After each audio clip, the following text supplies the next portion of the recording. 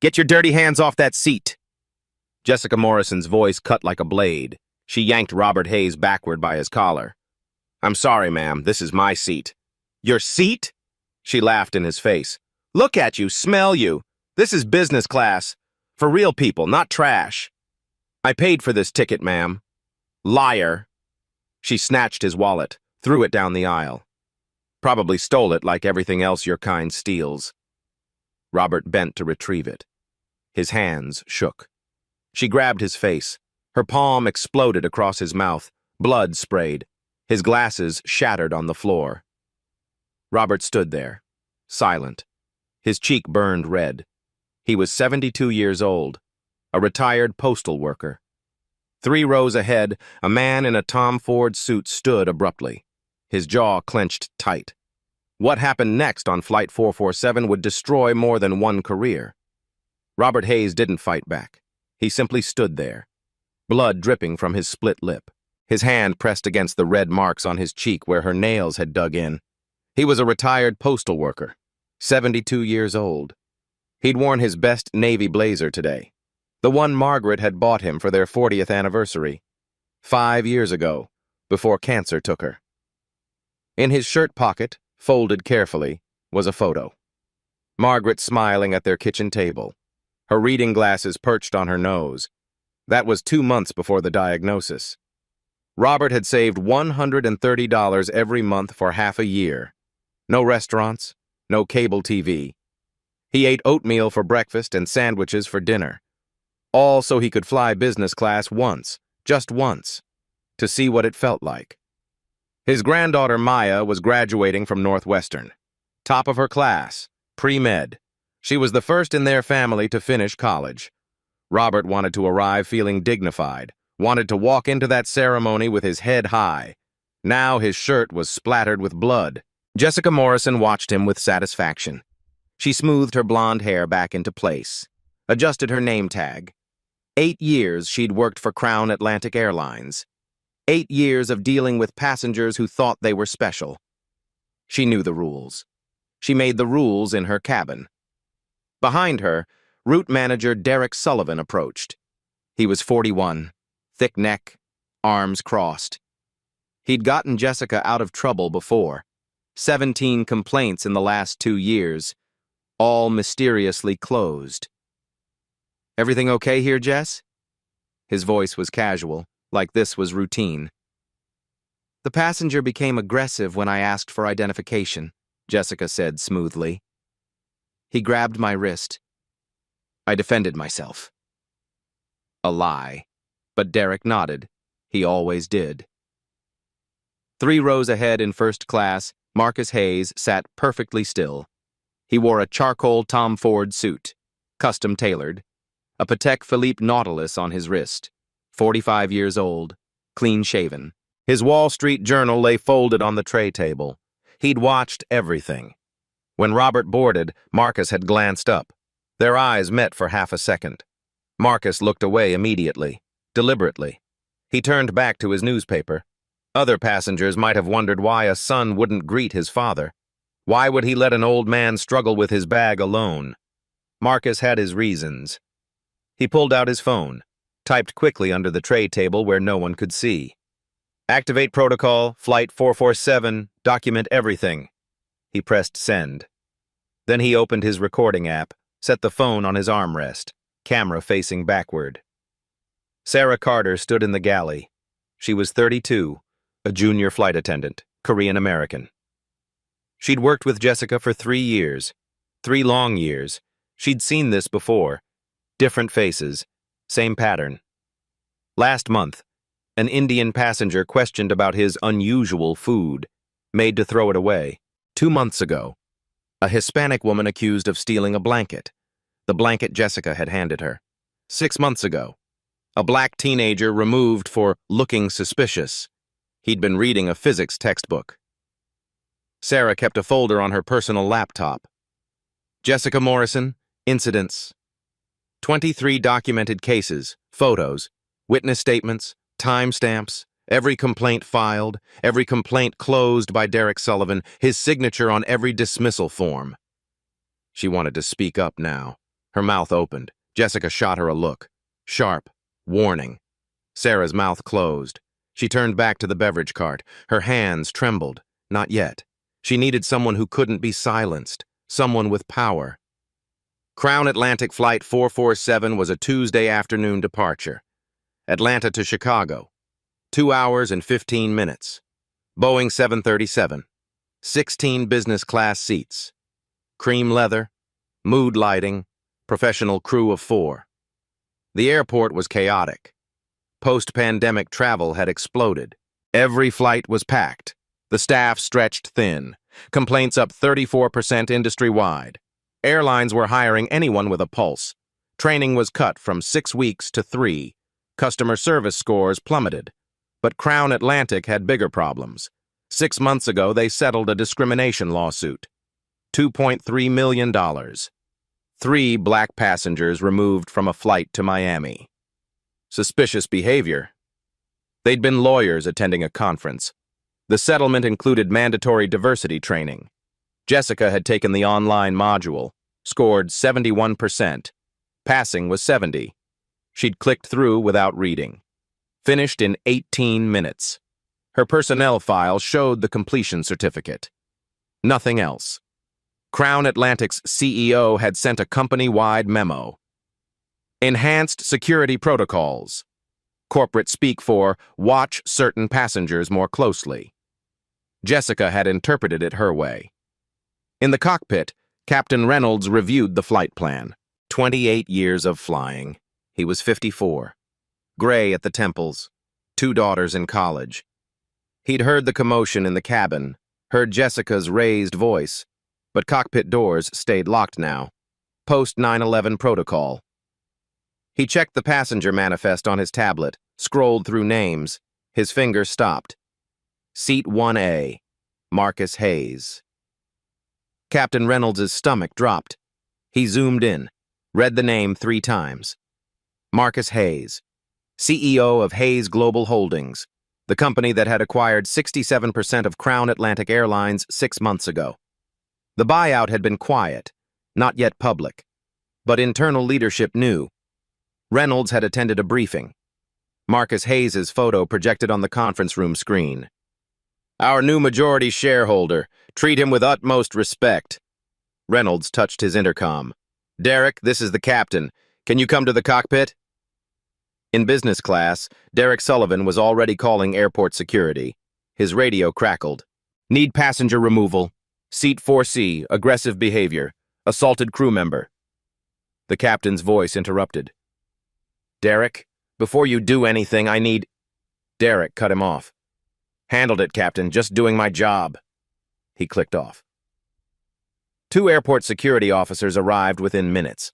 Officer Rodriguez and Officer Carter, both in their 30s. Body cameras recording. Jessica met them at the door. Her eyes were red. Tears. Performed perfectly. He grabbed me when I asked to verify his ticket, she said. Her voice shook. I had to defend myself. I'm afraid he might become violent again. Officer Rodriguez looked at Robert, then at Jessica. The math didn't add up. Robert was small, frail, 72 years old, but Rodriguez had learned not to question the flight crew. They had authority here. FAA regulations. Sir, Rodriguez said to Robert, his tone is apologetic. I need you to gather your belongings and come with us. Robert's eyes glistened. He didn't cry. He'd learned long ago that tears changed nothing. Officers, she struck me first, he said quietly. Multiple witnesses saw it. A passenger in 5B spoke up. That's true. I recorded it. Jessica whirled around. Recording crew is a federal offense. Delete that now. The passenger's thumb hovered over his phone. He looked scared. Derek stepped forward. FAA regulations, folks. All phones down. Now. The passenger lowered his phone, but he didn't delete anything. Marcus Hayes sat motionless in 1A. Every muscle in his body was tight. His father was being humiliated, removed like a criminal. Not yet, he told himself. Let the system show its true face. Let them expose themselves completely. His phone buzzed. A reply to his text. Protocol activated. Legal team standing by. PR monitoring social media. We're ready when you are. Marcus typed back one word. Wait. Robert reached down for his briefcase. It lay under the seats where Jessica had kicked it. He got on his knees. His joints cracked. 72 years of wear. Jessica stood over him, arms crossed. Look at him. On his knees where he belongs. Passengers shifted. Some looked away. Others stared. Robert found his briefcase, pulled it out. The leather was scuffed, worn. Inside was everything that mattered. His wife's Bible, his granddaughter's graduation gift, a gold necklace, $300 in cash. He stood slowly. His knees shook. Officer Rodriguez touched his arm. Gentle. Sir, please come with us. Can I get my boarding pass? Robert asked. It has my confirmation number. Jessica held up the torn pieces. Let them flutter down. Oops! A woman in 3A gasped. That's cruel! Jessica spun toward her. Want to join him? I can arrange that. The woman went silent. Derek Sullivan pulled out his tablet, started typing. Ground crew, prepare banned passenger documentation. Seat 4C. Add him to the no-fly list. Robert's head snapped up. No-fly list? For what? Assault on crew, Derek said. You're banned from Crown Atlantic for life. We share information with other airlines, too. Robert's voice cracked. I've flown for 40 years. Never had a problem. Not once. You have one now, Jessica said. She smiled. Sarah Carter stepped forward from the galley. Her voice shook. That's not what happened. I saw everything. She hit him first. Jessica's smile vanished. Sarah, go check the rear cabin. Now. I'm not lying for you anymore. Derek moved between them. His bulk is intimidating. Sarah, unless you want a write-up, follow orders. Sarah looked at Robert, then at the passengers. No one else spoke. Fear was powerful. She stepped back, but she pulled out her phone. Jessica saw it. Derek, she's recording. Take that phone. Give it here, Sarah, Derek said. This is my personal property. On company time, in company uniform. Hand it over or you're suspended. Sarah's hand trembled. 3 years of evidence on this phone. But she had backups. Cloud storage. She surrendered it. Derek powered it off, slipped it in his pocket. You'll get this back later. Maybe. Robert was led down the aisle now. Officer Rodriguez on one side, Officer Carter on the other. He walked with his head up. Briefcase clutched to his chest. Passengers whispered as he passed. Some said, "I'm sorry," under their breath. Others looked ashamed. A few were typing on phones, social media posts starting. A child in 6C asked loudly, "Mommy, why are they taking that nice man?" Shh, baby. Don't look. But the child kept looking. When Robert reached row 1, he passed Marcus. Their eyes met briefly. Marcus's face was stone, the slightest shake of his head. Not yet, Dad. Robert understood. He kept walking. At the door, Captain Reynolds emerged from the cockpit. He saw Robert being escorted off, saw the blood on his collar. Derek, what's going on? Handled, Captain. Aggressive passengers removed per protocol. Reynolds looked past Derek, saw Jessica, saw the passengers staring. Then he glanced into first class, saw Marcus Hayes. The captain's face went pale. Mr. Hayes, Reynolds said. His voice was tight. I didn't realize you were on this flight. Marcus held up one finger, said nothing. His eyes were ice. Reynolds retreated to the cockpit. His hands shook. Jessica noticed the exchange. Who's that? Nobody, Derek said. Just another passenger. Robert Hayes stepped off Flight 447 into the jetway. The door sealed behind him. Inside, Jessica exhaled, smiled. Another problem solved. 8 years.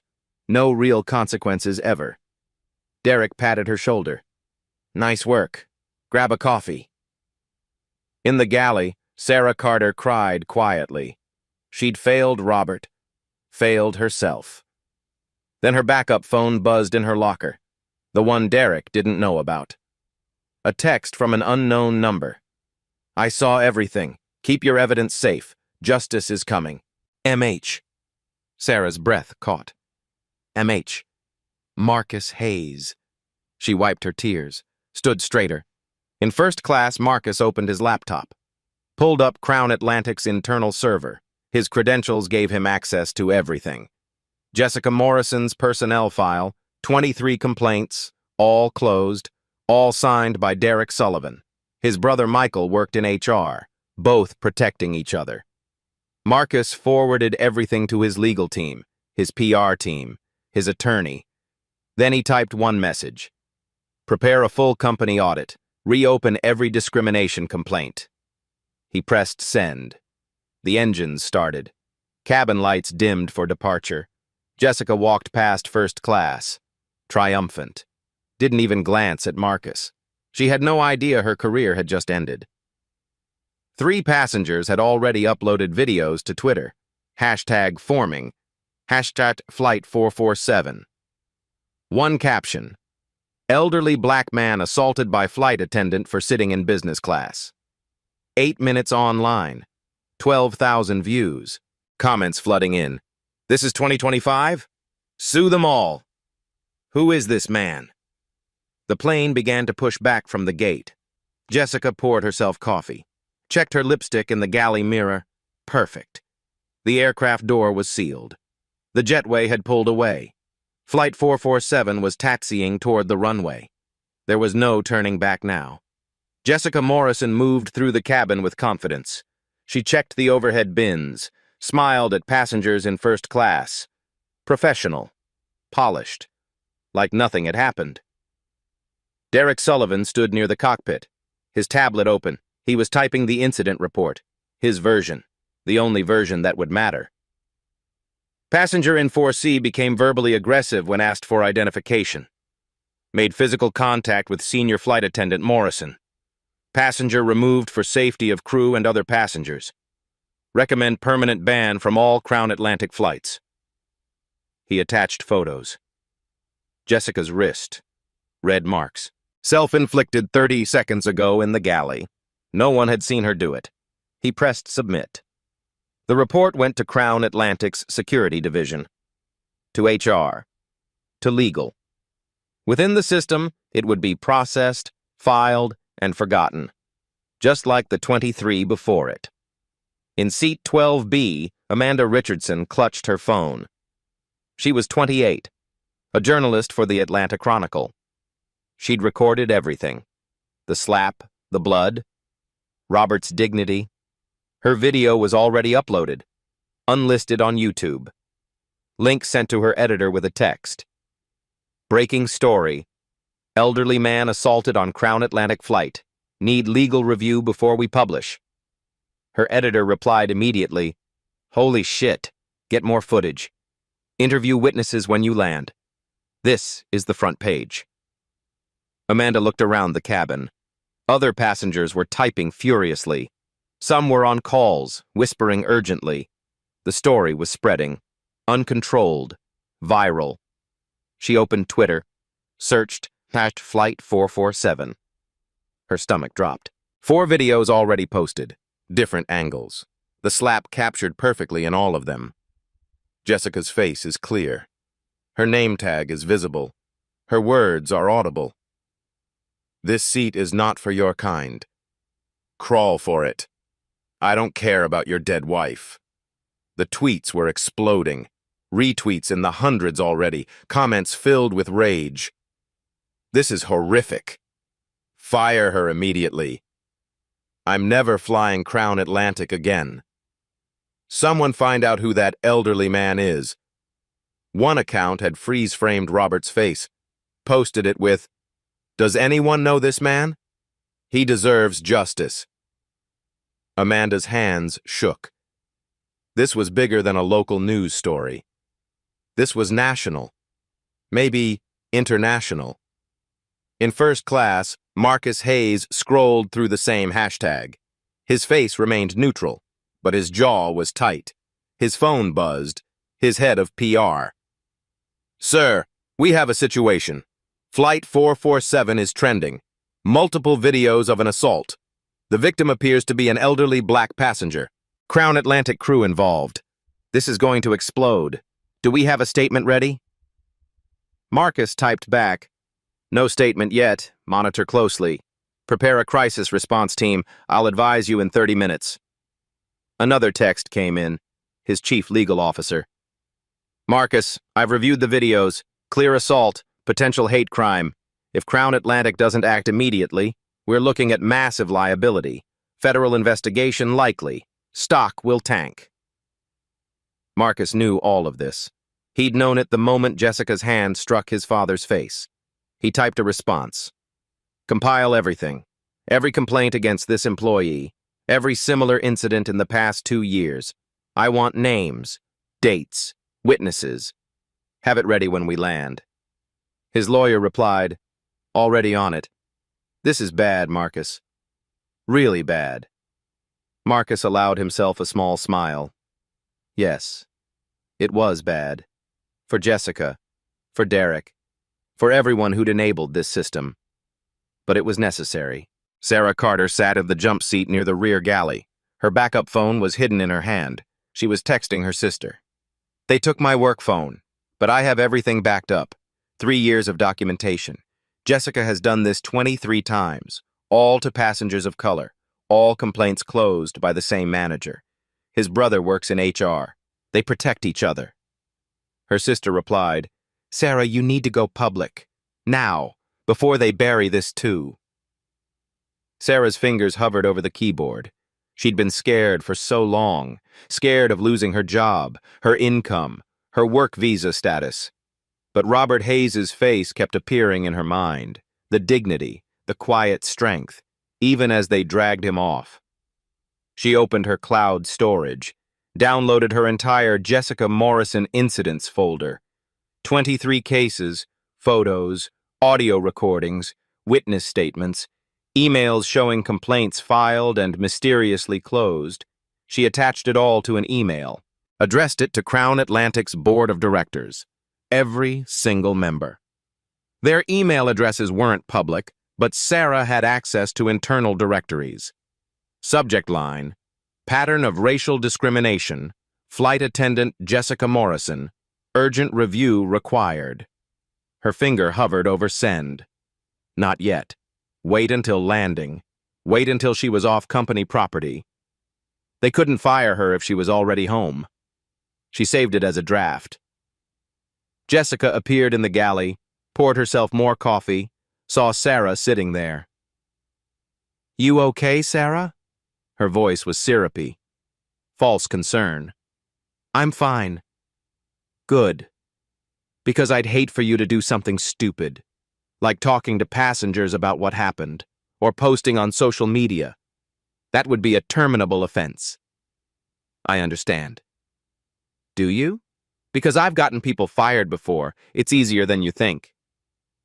Jessica sipped her coffee. "You're on a work visa, right? From Korea?" Sarah's blood went cold. "Yes. Shame if you lost your job. You'd have to leave the country. Go back to Seoul. All those student loans. No way to pay them." Jessica smiled. "Just something to think about." She walked away. Sarah's hands clenched into fists. That was a threat. Direct, clear, and probably illegal. She added it to her mental list. In row 8C, Marcus Carter, no relation to Sarah, was on a call with his wife. He'd recorded the incident too. He was a civil rights attorney, worked for the ACLU. "Honey, I'm telling you, this is the clearest case of discrimination I've seen in years. Assault, false accusations, abuse of authority, and at least 10 witnesses. His wife's voice crackled through his earbuds. Did you get his name? The victim? No. They removed him before I could speak to him. But I have a video, clear audio. The flight attendant's name tag is visible. Jessica Morrison. Send it to the office. We need to find this man. Offer representation. Already done? I also sent it to 3 journalists I know. This needs to be everywhere. Another passenger, David Park in 7A, was a software engineer. He downloaded all 4 videos from Twitter, ran them through enhancement software on his laptop, cleaned up the audio, sharpened the image quality, isolated Jessica's face for facial recognition. He uploaded the enhanced versions, tagged major news outlets, CNN, MSNBC, The New York Times, The Washington Post. Elderly black man assaulted on Crown Atlantic Flight 447. Crew member Jessica Morrison. Multiple witnesses. Video evidence attached. This is unacceptable in 2025. His tweet got picked up immediately. Verified accounts started retweeting. A CNN producer responded, "Can we use this footage? Do you have contact info?" David replied, "Yes, footage is public. I'm a passenger on the flight. Happy to provide a statement upon landing." The momentum was building. Unstoppable now. In the cockpit, Captain Reynolds saw the alerts coming through on his tablet. Company notifications. Emergency messages from Crown Atlantic headquarters. Flight 447. Incident report required immediately. Flight 447. Media inquiries. Do not respond. Flight 447. Legal team on standby. His co-pilot, First Officer Kim, looked over. "What's going on?" "We have a PR nightmare," Reynolds said. "That passenger removal. It's all over social media." "The old guy? What happened?" "Jessica Morrison happened." Kim whistled low. "Again? How many times is this now?" "Too many." Reynolds rubbed his face. "And we have Marcus Hayes in first class." "Who's that?" "Our new majority shareholder, CEO of Hayes Global Holdings." Kim's eyes went wide. "Oh, shit." "Yeah, oh, shit." Reynolds pulled up the passenger manifest again, looked at seat 4C, the removed passenger. Robert Hayes, then looked at seat 1A. Marcus Hayes, same last name. Reynolds' stomach dropped. No. He scrolled through Robert's booking details. Emergency contact listed, Marcus Hayes. Relationship, son. "Oh my God," Reynolds whispered. "What?" "The passenger Jessica assaulted. That's Marcus Hayes' father." The color drained from Kim's face. "She assaulted the CEO's father?" "She doesn't know. Nobody told her." "Shouldn't we?" "No." Reynolds' hands shook. "We're staying in this cockpit. We're landing this plane. And then we're letting this play out however it's going to play out." "But that woman destroyed her career. She destroyed Derek's career. She probably destroyed mine too. And there's nothing we can do about it now." The plane climbed to cruising altitude, 35,000 feet. The seatbelt sign dinged off. Jessica walked through the cabin, offered drinks, smiled at passengers. Some accepted. Others turned away, wouldn't even look at her. She noticed. "Is there a problem?" she asked a woman in 5C. The woman stared at her phone. "No problem." Jessica looked closer, saw her own face on the screen. A video. The slap playing on loop. Her smile faltered. "Where did you get that?" "It's everywhere," the woman said quietly. "You're trending." Jessica's heart started to race. She moved to the next row, another passenger watching a video, the same video, row after row. Everyone was watching. Her hands started to shake. She retreated to the galley, pulled out her own phone, searched for her name, Jessica Morrison. Autocomplete suggested, Jessica Morrison, Crown Atlantic. Jessica Morrison, assault. Jessica Morrison, racist. She clicked the first result. Her face filled the screen. The video from 20 minutes ago already had 200,000 views. The comments were brutal. Fire her. Arrest her. She belongs in prison. This is what systematic racism looks like. Jessica's knees went weak. This couldn't be happening. She'd done her job. She'd followed protocol. She'd defended herself. But the video didn't lie. It showed everything. Her words, her actions, the blood. Derek appeared beside her. Jessica, we have a problem. The plane leveled at cruising altitude. The cabin lights brightened. Jessica stood in the galley staring at her phone. Her face had gone pale. The videos kept multiplying. Every refresh brought new posts, new angles, new hashtags. At Flight 47. Justice for. Hayes and hash fire. Jessica Morrison hashtag boycott Crown. Atlantic. Derek Sullivan grabbed her arm, pulled her deeper into the galley where passengers couldn't see. Put that away, he hissed. Don't look at social media. Don't respond to anything. Derek, it's everywhere. My name, my face, they're calling me a racist. Let it blow over. These things always do. By tomorrow, something else will be trending.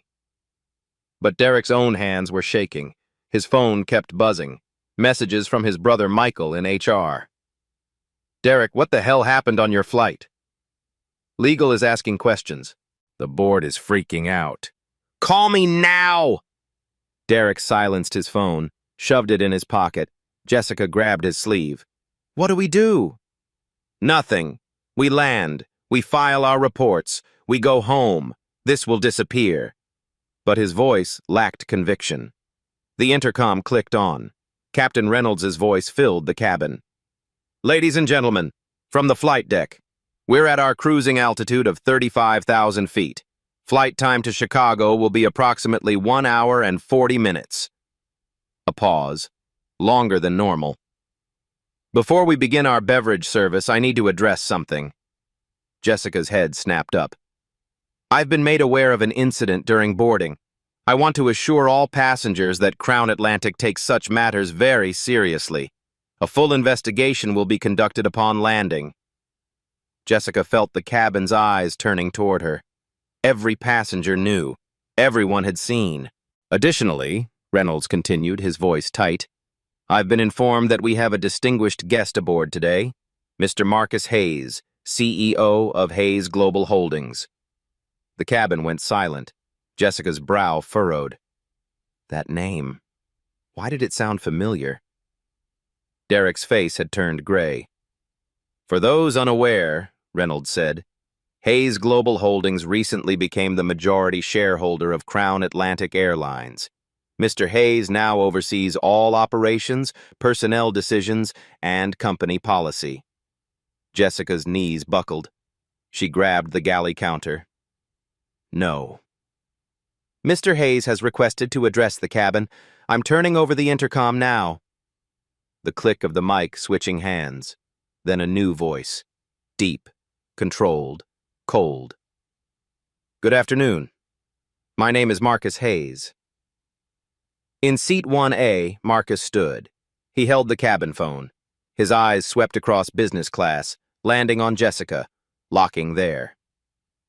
The man your crew just assaulted and removed from this aircraft is my father, Robert Hayes.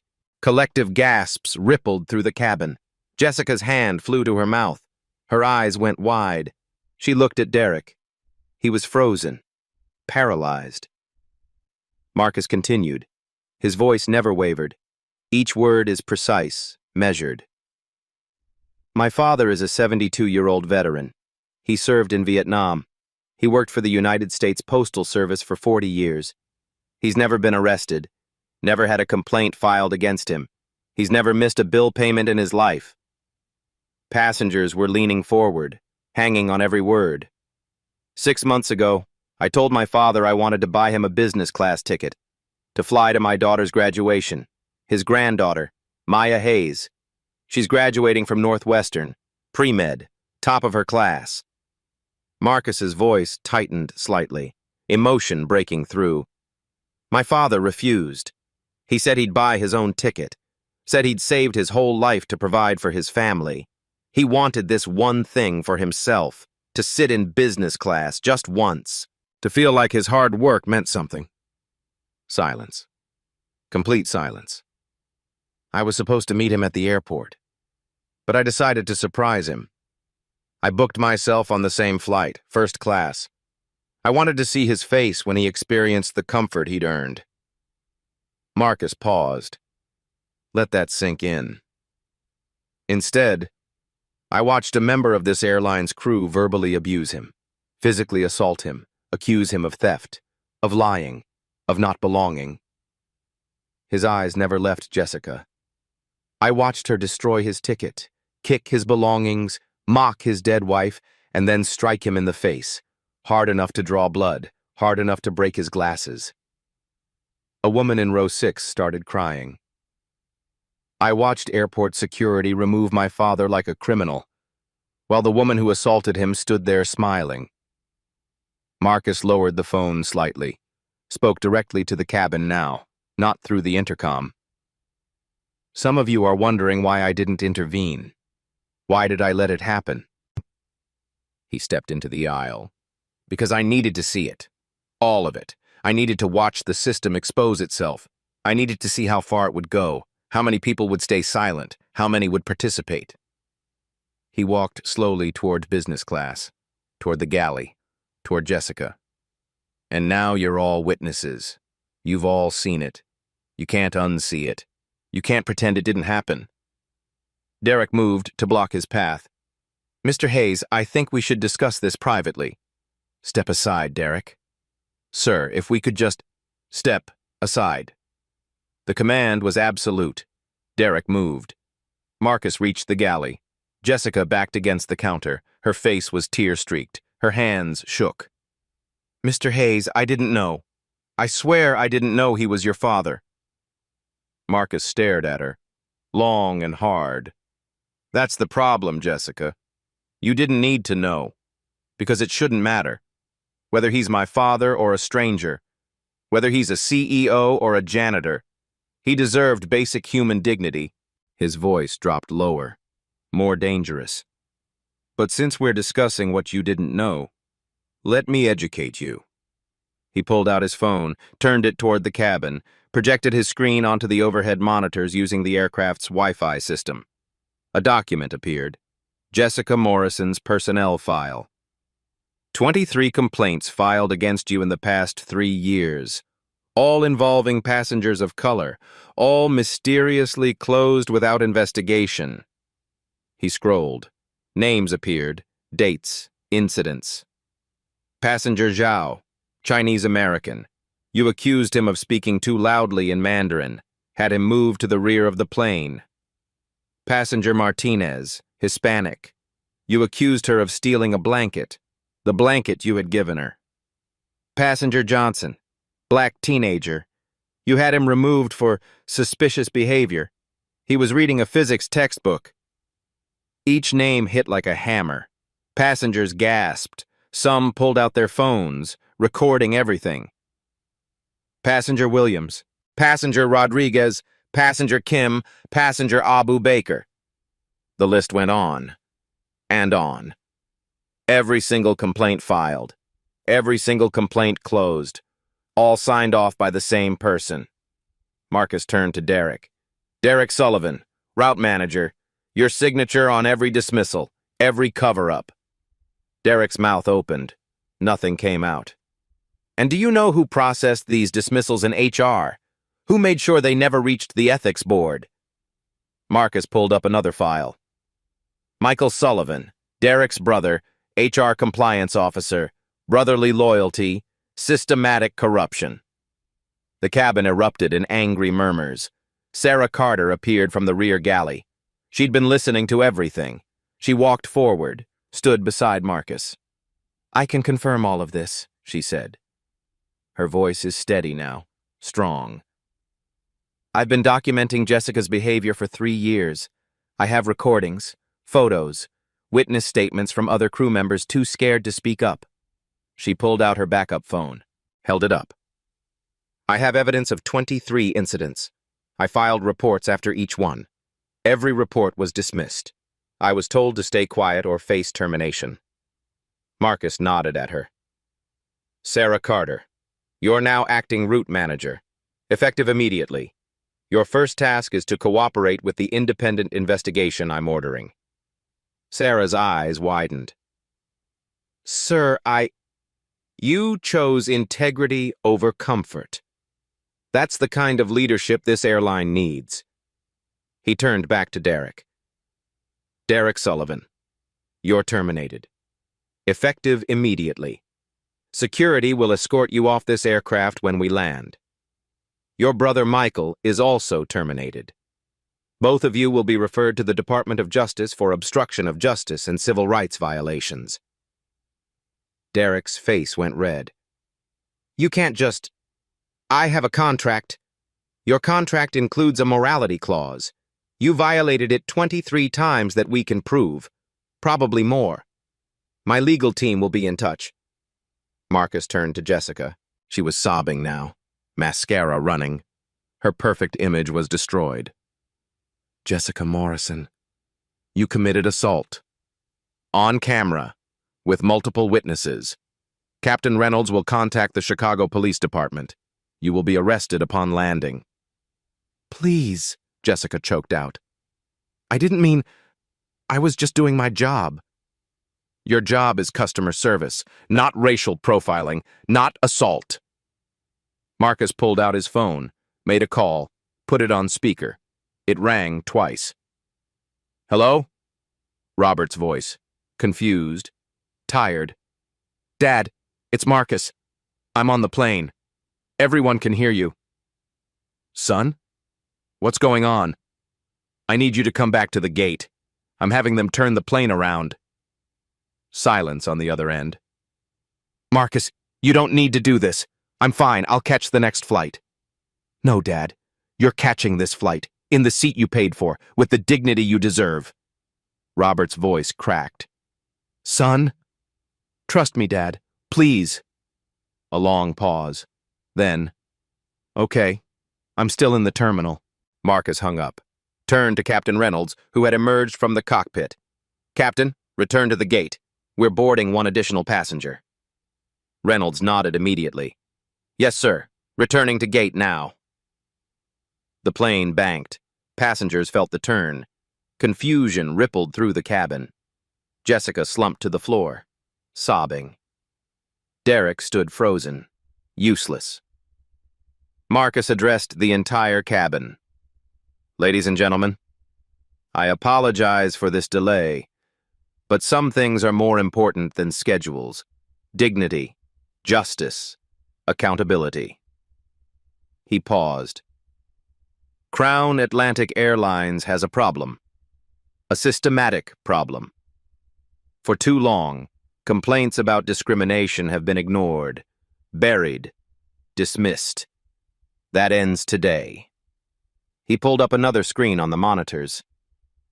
I'm announcing a $50 million fund for victims of discrimination on Crown Atlantic flights. Every complaint filed in the past 5 years will be reopened, investigated independently. Every victim will be contacted, compensated, heard. Applause broke out. Slowly at first, then building. Soon the entire cabin was clapping. Additionally, I'm implementing an independent oversight board, external auditors, quarterly bias training, real training, not checkbox exercises, and a whistleblower protection program with financial incentives. More applause. Because what happened to my father happens every day, to thousands of people, in airports, on planes, in hotels, in stores, everywhere.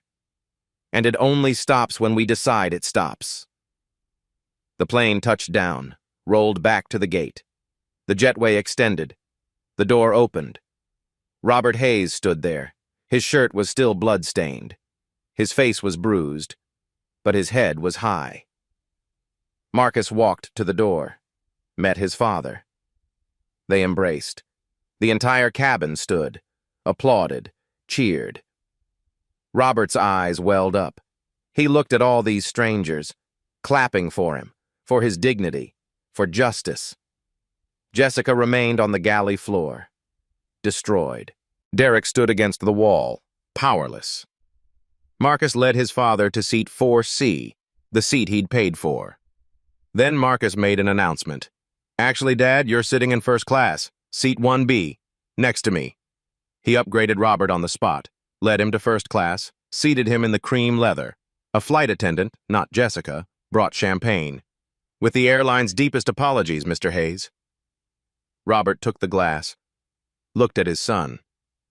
"You didn't let anger make you cruel," Robert said quietly. "You let it make you just." Marcus's eyes reddened. "I learned from you, Dad." The plane pushed back again, this time with the right passenger in the right seat. As they taxied, Marcus pulled out his phone, checked social media. Hashtag Flight 447 was trending worldwide. Number 1, 4 million views. Major news outlets picking it up. CNN. Breaking. Airline CEO's father assaulted on Crown Atlantic flight.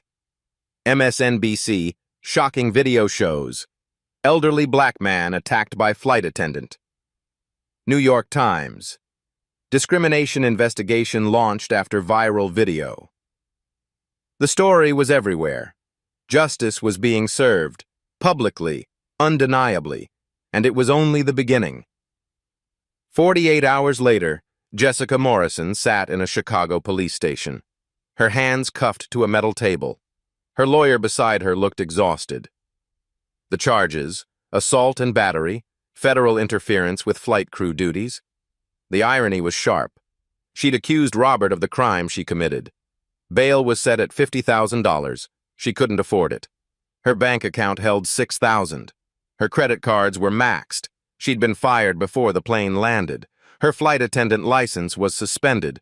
Her face was everywhere. The most hated woman in America.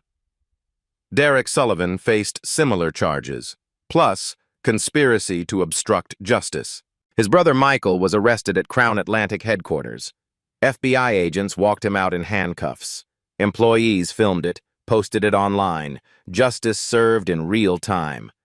1 week after Flight 447, Marcus Hayes stood at a podium in Crown Atlantic's headquarters. Cameras everywhere. Every major news outlet present. "Good morning. I'm Marcus Hayes, CEO of Hayes Global Holdings and majority shareholder of Crown Atlantic Airlines. I'm here to address Flight 447 and announce immediate changes." He clicked the first slide. First, a $50 million dignity restoration fund. Every passenger who filed a discrimination complaint in the past 5 years will be contacted. Cases reviewed independently. Victims compensated fairly. Reporters scribbled notes. Cameras flashed. Second, an independent oversight board, chaired by civil rights leaders, representatives from the NAACP, Anti-Defamation League, and ACLU. Full access to all records, all files, all communications. Click. Next slide. Third, mandatory quarterly bias training. Real training, facilitated by experts, not online modules. Attendance verified, performance measured. Fourth, whistleblower protection and incentives. Employees who report discrimination will be protected and rewarded. $10,000 per verified report. The room buzzed. Unprecedented. Fifth, public transparency. Crown Atlantic will publish discrimination complaint statistics quarterly. Number filed, number investigated. Outcomes. Full transparency. Marcus paused. These changes are effective immediately. Not next month. Today. A reporter raised her hand. "Mr. Hayes, what about your father?" Marcus's expression softened. "My father is home. Healing. He attended my daughter's graduation. Maya graduated with highest honors. My father sat in the front row, where he belonged. Another reporter. Will he press charges? That's his decision. I support whatever he chooses. What about the financial impact? Your stock dropped 12%. Marcus nodded. Yes, because we failed our customers. But I believe the market rewards companies that do right. Long-term, these changes will strengthen Crown Atlantic. He was right. Within 2 weeks, the stock rebounded, rose 34% above its previous high. 2 weeks after the incident, Robert Hayes sat in his living room in Atlanta, the house he'd shared with Margaret for 43 years. His face had healed. The bruise faded to yellow. The cut was a thin line now, but something deeper had changed. His phone rang constantly, news outlets, lawyers, civil rights organizations asking him to speak. He declined most. He wasn't a public speaker, wasn't an activist, just a man who'd bought a plane ticket. But one invitation he accepted. His church, Bethel AME, held an appreciation service. The sanctuary was packed, standing room only. Pastor Davis stood at the pulpit, his voice booming. Brother Robert Hayes didn't ask for this fight, but when injustice stood before him, he didn't surrender his dignity. The congregation erupted. Amen. Preach. Brother Hayes showed us that power isn't in raising your voice, it's in keeping your composure. Power isn't in fighting back with fists, it's standing firm with principle. Robert sat in the front pew, uncomfortable with attention, but grateful. After the service, dozens approached him, shared their stories. An older black woman. I was removed from a flight in 1987. They said my ticket was suspicious. Nobody believed me. Thank you. A young Hispanic man. I get randomly selected every time I fly. Every time. Now maybe that'll change. A middle-aged Asian woman. My daughter was humiliated last year. The airline did nothing. You gave us hope. Story after story. Robert listened to each one, held space for their pain. That evening, he sat alone in his kitchen, pulled out Margaret's photo. I wish you could have seen it, Maggie, he whispered. Our boy, the way he stood up, not just for me, for everyone. He could almost hear her voice. I always knew that boy would change the world. Robert smiled, wiped his eyes. 6 months later, Crown Atlantic looked different. Flight crew diversity increased dramatically. Training programs were rigorous, real. Employees felt safer speaking up. 217 former passengers came forward. 162 received compensation, apologies, validation.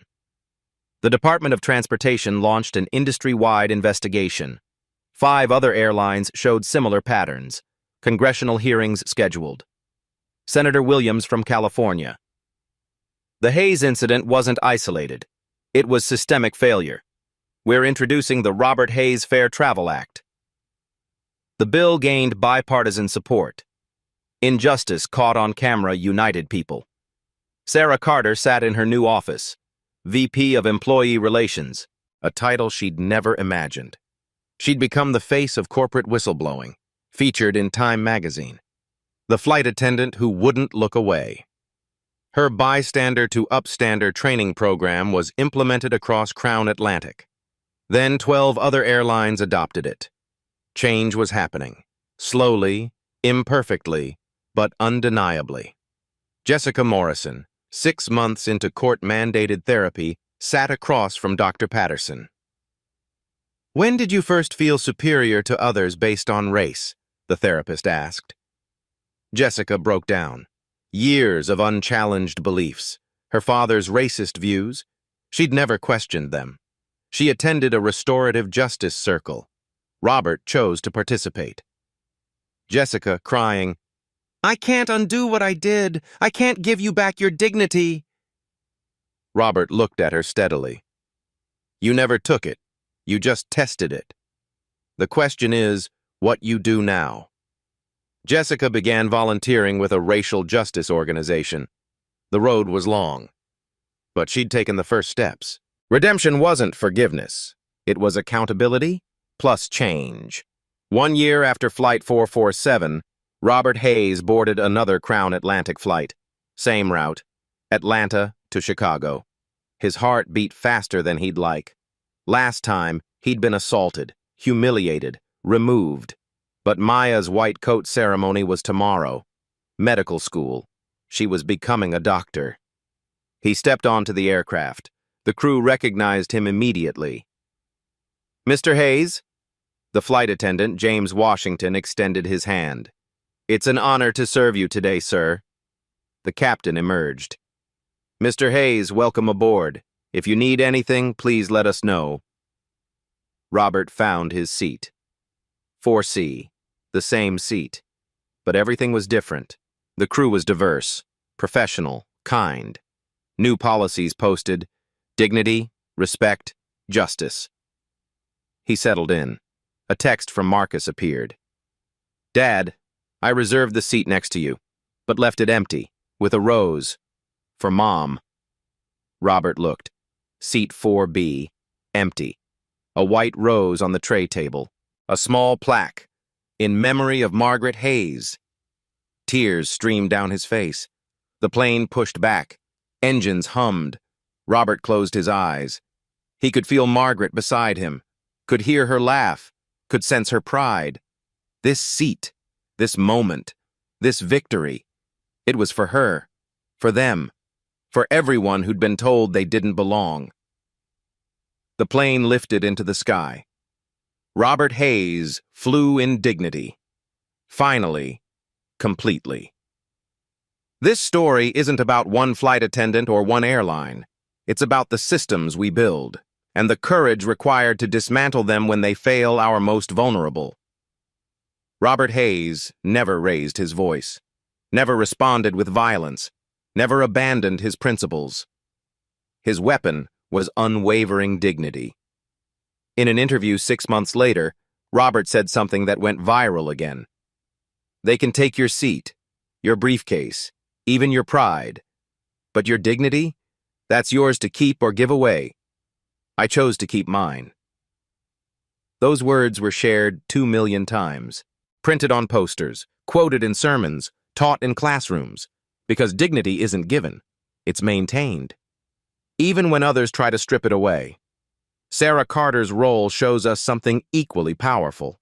3 years of documentation. She could have stayed silent, kept her job, avoided risk. Instead, she chose courage over comfort.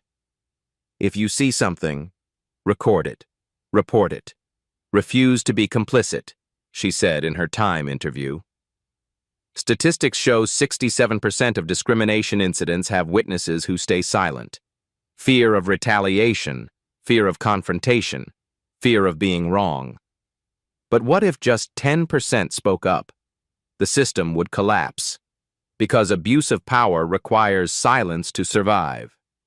Marcus Hayes had power, but timing mattered. He let the system expose itself fully before intervening. He could have stopped Jessica immediately, pulled rank, ended it in seconds.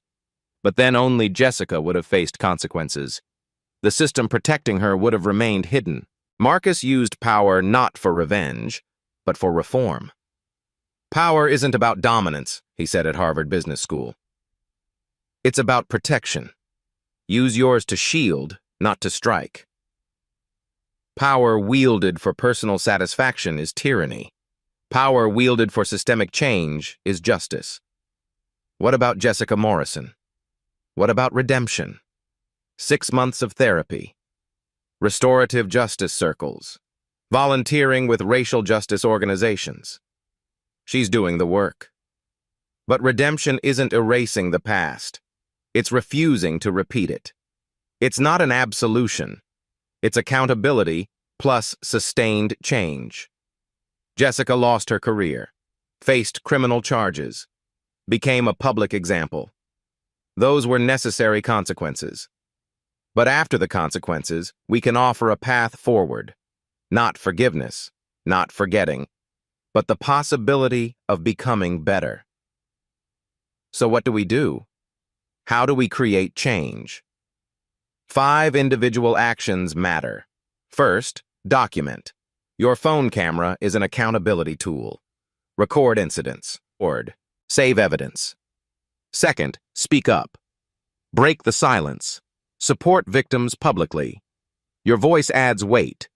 Third, amplify. Share stories of injustice. Use your platforms. Silence protects abusers. Fourth, demand action. Contact companies. Be specific. I'm boycotting until you address complaint X filed on Y date. Fifth, support organizations. NOACP, ACLU, Anti-Defamation League. They need resources. 5 systemic actions. First, vote. For leaders who prioritize civil rights enforcement, who fund oversight agencies. Second, boycott. Companies feel it in their stock price. Money talks. Third, advocate. Push for legislation like the Robert Hayes Act. Call representatives. Attend town halls. Fourth, invest. Support businesses with genuine diversity commitments. Real policies. Real results. Fifth, educate. Have difficult conversations about race and power. At dinner tables. In workplaces. Discomfort is where growth happens. Ask yourself hard questions. Have you ever witnessed discrimination and stayed silent? What stopped you? What would you do if you were on Flight 447? Would you record? Would you speak up? What power do you have? Your voice, your vote, your wallet. How are you using it? Robert's story is one of millions. Black Americans are 3 times more likely to experience public discrimination. Airlines, retail, restaurants, healthcare. No industry is exempt. But every viral moment creates accountability pressure. Flight 447 joined BBQ Becky, Permit Patty, Central Park Karen. Each incident forced institutions to respond. We haven't fixed systemic racism.